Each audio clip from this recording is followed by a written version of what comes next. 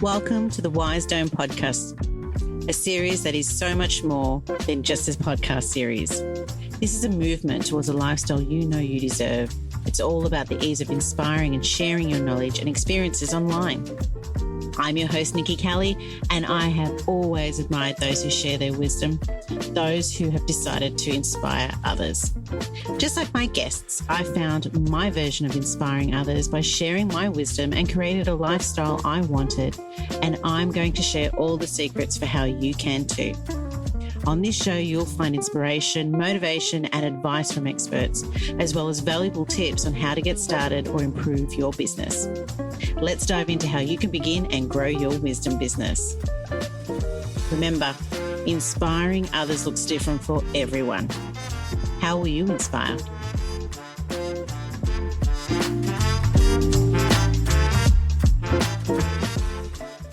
Venturing online to share your wisdom and earning an income from it is a dream that many of us want to make a reality. To do so, you need to have the right mindset and drive to move forward. Believing in yourself and knowing that you are not an imposter is a hurdle we have to overcome at some point when starting out, so we can present the best version of ourselves. Yes, it takes time to get into the rhythm, but looking into ourselves to find that version is most important. Today, we're very lucky to chat to Janessa. Janessa's mission is to help others find that version. Janessa brings health and harmony to as many people as possible. She's an energy psychologist and functional medicine coach. Janessa teaches people how to heal and love themselves with both mind-body techniques so they can extend the very best version of themselves. Additionally, Janessa has partnered with a shaman and crystal healer in her membership called Stronger Together. Janessa, welcome to the Wise Dome podcast. Hi, Nikki. Thank you so much for having me. I would love for you to share with our audience how you got started. With my online journey or with energy psychology, where do we want to start? How far back would you like me to go? However far back you want to go, my love.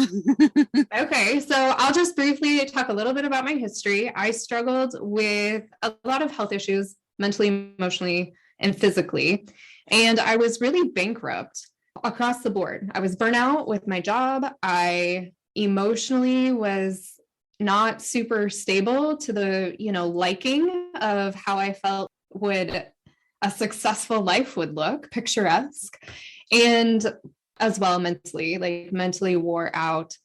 I encountered someone while I was working as a probation officer who was seeking energy services. And I did not know what they were doing, but I saw this amazing unfolding with them in a very short amount of time. And I just had that knowing, that prompting, that urge that I needed to do whatever that was, even though I had really no idea what it was. That is the very beginning of my healing journey of getting my health back, becoming that emotionally stable person who can process daily life, unpacking all of my past stuff, we'll call it stuff, moving forward into life, finding that my actual true calling was to be an energy psychologist and to pass these tools and wisdom on to other people as well. Along my healing journey, I also found functional medicine, and so I've incorporated that as well. I started out working individually with people, and then with the topic that it's a great topic to bring to so many because there's so much that can be garnered from so many individuals by having that online platform. I've transitioned to that to really empower people in their own life journey, their healing, and coming to know themselves and understand themselves. That's beautiful. It's a hard journey that you have to go through though to get to that, don't you? But it can be nice. I feel like it doesn't have to be so hard. Perhaps, I waited over approximately 25 years to really dig into my stuff and start addressing the things that were underlying all of my health and lack of fulfillment issues. If we don't wait 25 years, it's not so hard actually. So, part of that I did to myself for sure, because I didn't pay attention. Better late than never, really. Absolutely. I agree. So you got started with your online, sharing the wisdom business and so forth. Did you start as, the Stronger Together? Or obviously that came along with the shaman and the crystal healer. What did you do before that to get into the whole wisdom business side of things? Well, interestingly enough, I was invited onto a Facebook group, private closed group, to present, to do group healing, which I really wasn't too fluent with, and that's what I love so much about your approach is sometimes you need someone to have that confidence in you that you don't even have in yourself to dig in and find this, I can learn as I go attitude and just make it happen. Yeah. And I love how you bring that to your audience. So I kind of felt like I was jumping off a cliff, but I agreed to present, I don't know, it was like once a week or something in this collective. That's how I kind of got started, got my feet wet, if you will, with it. Then I did that it was a pretty short amount of time. I want to say maybe it was 2 or 3 months. And the person who was creating it and kind of coordinating all of it closed it down really abruptly because it was a lot of time. There were a lot of hiccups with it. So it wasn't like the juice wasn't worth the squeeze, as they say. It was more work than what was being returned energetically. Then one other individual in that collective, I partnered and created a new online community called Sacred Healing Project, where it was the same premise. We were presenting once a week and it was a closed group. So people were paying a very, very small investment to be in the group and get the content and materials. Had a lot of challenges being, especially on Facebook platform, which is not designed for online, education. No. So we eventually then transitioned to an educational platform. So that's been the journey that evolved into the birthing of Stronger Together and taking what we learned from those 2 prior online experiences with the Facebook group, creating something even more powerful, more pointed in its message.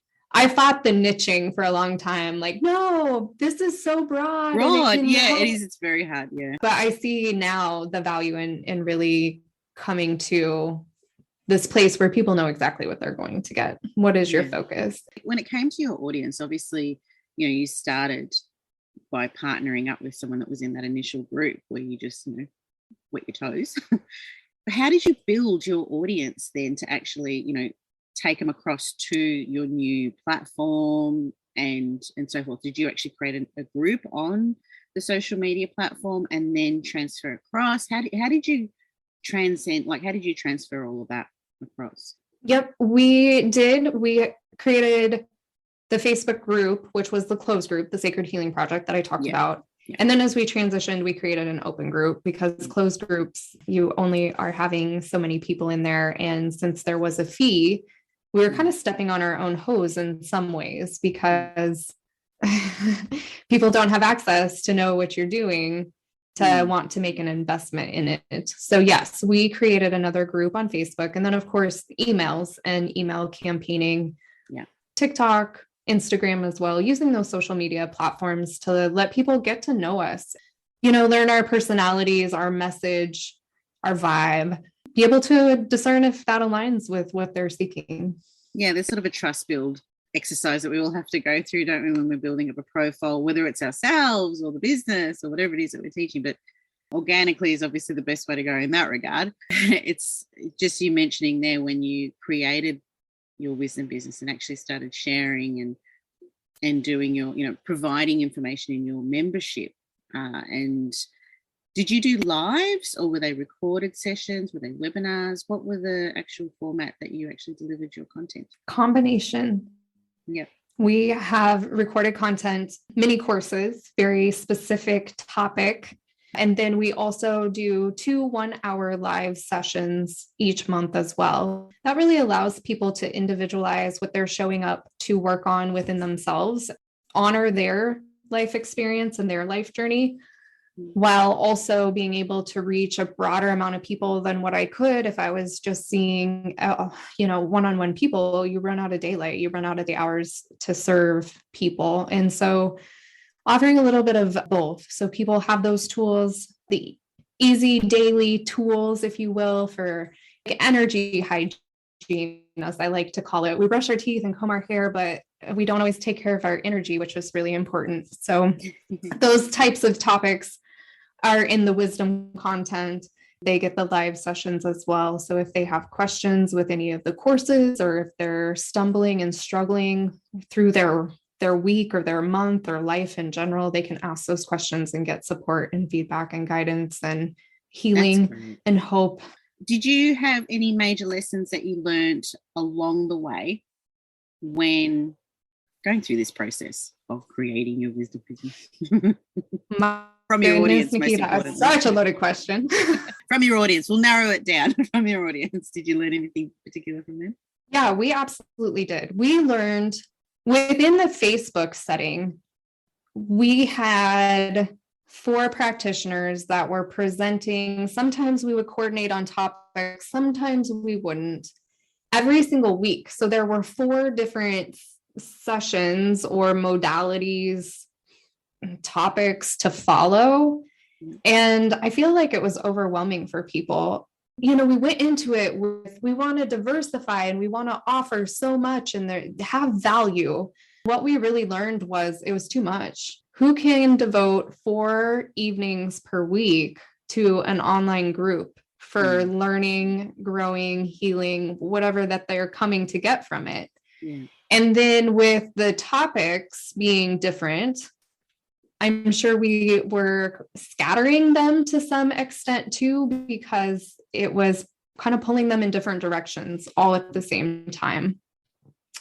Additionally, we learned specifically with Facebook, just not a conducive platform that's necessarily easy to find content or a topic. If someone was looking for a specific session that had been offered and whatever that topic was, they're trying to search through the guides or do the search and find the right keyword. And it's just discombobulated. So those are the main lessons for sure that we learned from our audience, specifically getting started. That's a major lesson, obviously learned. With reference to the lessons that you learned and so forth, how have you grown personally in the way you share your wisdom? Exponentially, with confidence, of course, being huge for so many people. And again, going back, not to be redundant or repetitive, but there is something to be said for embracing and giving yourself compassion that you are going to learn as you go and pivot and adapt. I feel like there's a lot of people, especially when it comes to teaching, they feel like I need a couple more courses, or I need another certification, or I need more. No, please hear me. There are people who do not know what you know, and they need what you have. Embrace learning and adapting as you go. And that's one of the biggest things I learned about myself, was that self-confidence, intelligence to a certain extent, to see what's working and what isn't, and then adapt and change as you go along the path. And don't expect to have every answer to everything. We'll just make that really broad. Don't expect to have every answer. And don't expect that everything you attempt to be a blazing success. It's not, but you can fail forward. And I also like to believe there's no such thing as failure. It's just feedback. And so you gain information and you're that much wiser afterward. I love that. Feedback, that's what it is. It's not failure. Exactly.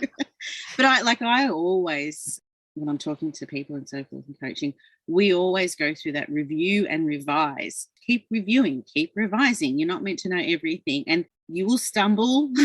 Everyone does, you're starting out, but you don't have to have everything perfect. And by God, I'm still learning that. I've been, running businesses since 2007 online, and I still have that, perfectionism in me that, I think we all have to learn that there is a point where you have to really believe in yourself and go, you know what, it's just going to go out there, and people need to know that you're human as well, don't they? They need to know you're not just all perfect.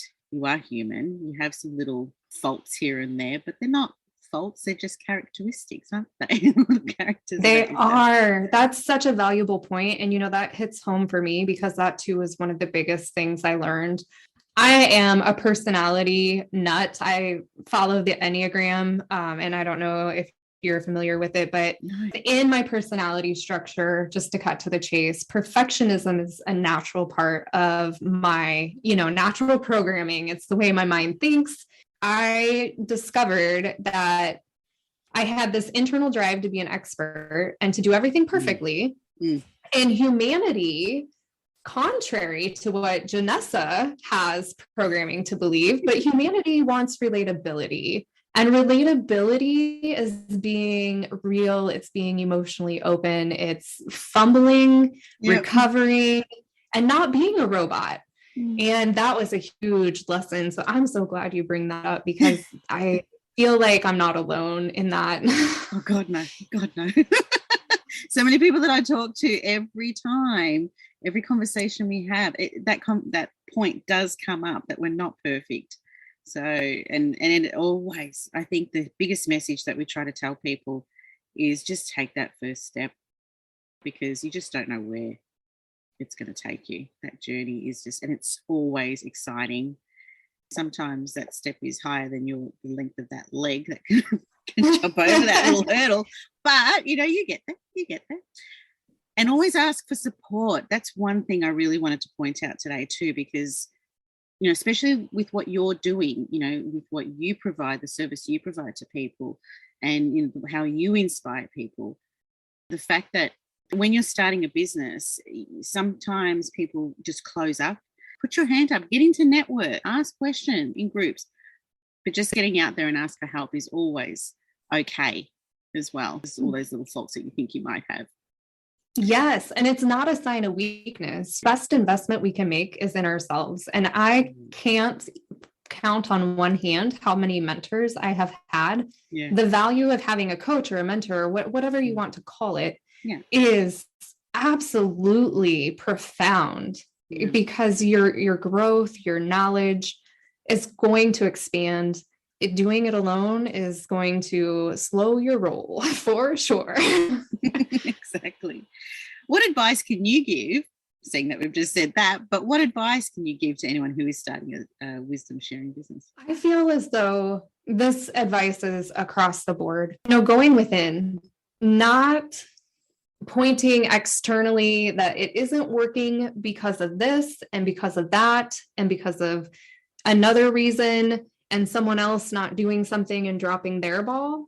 But go within, because when you shift the things within you, whether it's delegating, whether it's managing your own products or the way that you're running your business, and you get your own self aligned to show up for yourself and have that leadership, then those things aren't so complicated.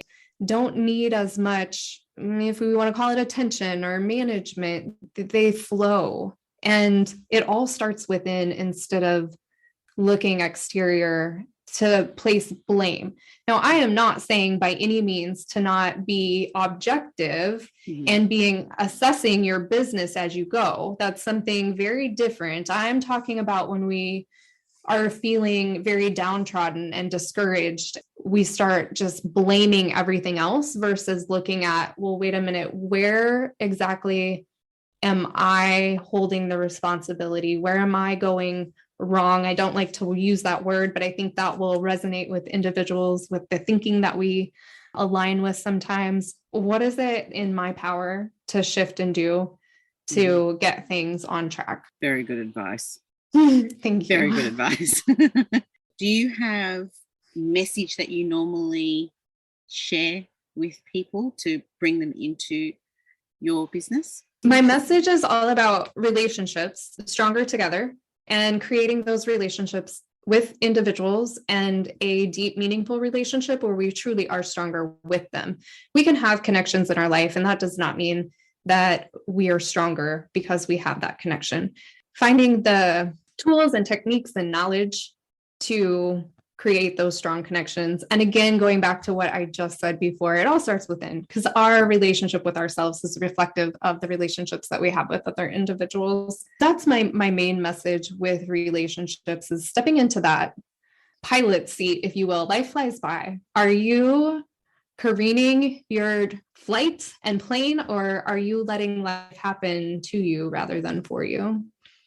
Right. And when you say relationships, are they sort of connections in general, business relationships and so forth, or are they more romantic relationships? What kind of relationships do you concentrate on? Is it just across the board?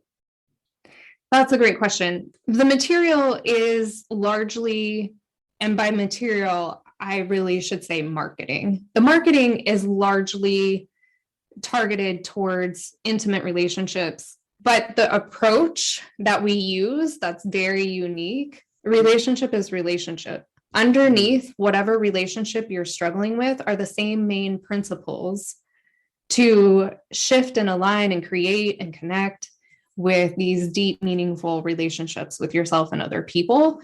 Put it in a box because relationships are relationships, and the material that people are getting inside our membership shifts every single relationship they have. However, we have chosen to market largely to that intimate relationship. So with the information that you offer, really, it's so many people can actually learn and gain from what you have to offer, because we do, when we're starting a business, just in general, or even just, starting school or whatever it is, having that ability to recognize when you're building a relationship, building a connection, even building a team, they all play a part in building relationships as well. So visit Janessa, because when it comes down to building those relationships, it's a wealth of information, and people do forget that sort of portion. I'm actually learning a lot too. I've been around and I've done this for a while, but you're learning every day. That is quite okay. I love that you brought up learning, because that aligns so much with what I believe, and so much of the work that I do with individuals is focused on what we're learning day to day, instead of getting caught up in going back to failure, right? What didn't I do? What were my failures? The things that we get in these cycles of beating ourselves up over. Focus on your wins. What did you learn? Life is this huge learning journey where we develop and evolve, and that's all with what we learn about ourselves, the world around us, etc. Learning is such a powerful force that will keep your momentum moving forward. One last question I do like to ask my guests, and that is, what legacy are you looking to leave, whether it be personal or business? I feel that they're the same. Healing, light, love, health, and harmony. Life is really this journey of adventure, and it's as positive as we allow ourselves to make it. And the empowerment is all within us. Like, we are powerful creators that oftentimes fall out of touch with how empowered and creative we can be. And by creative, I don't necessarily mean art. I mean creating the life we want to live and having the fulfillment that we desire. So my legacy, I hope someday people, on my eulogy or whatever, that was an exercise I had to do. So that may sound morbid to some people, but if you want to stretch yourself, write your own eulogy. You'll learn an awful lot about what you value. But yeah, I hope that they reflect and say, she was a beacon of light, gave me hope. She saw confidence and power in me when I didn't even see it in myself. I had a lot more harmony in my life having known her. Beautiful. And I'm sure a lot of people say that day in and day out while you're still around. Well, you've been fabulous to chat to today, Janessa. You've been absolutely wonderful. And I'd love to ask you, do you have any offer to share with our audience today? I would love for them to check out the Stronger Together community and to check out the free trial. They can jump in there and have access to materials from 12 different courses, replays, all sorts of goodies in there, and learn, as I've said, throughout this podcast, learn a lot about themselves, strengthen those relationships. Well, again, thank you so much. All the details to Janessa's offer and links and so forth will be in our podcast summary. Be sure to click on the link and don't forget to subscribe to the Wise Dome podcast. Thank you for listening.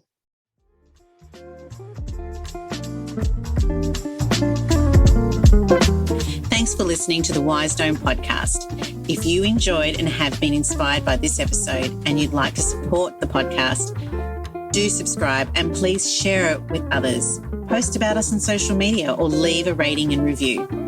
To catch all the latest from me, Nikki Kelly, you can follow me on Instagram at Wisedome Podcast, WISEDOME Podcast. I'm Nikki Kelly. Thanks again, and we'll catch up next time.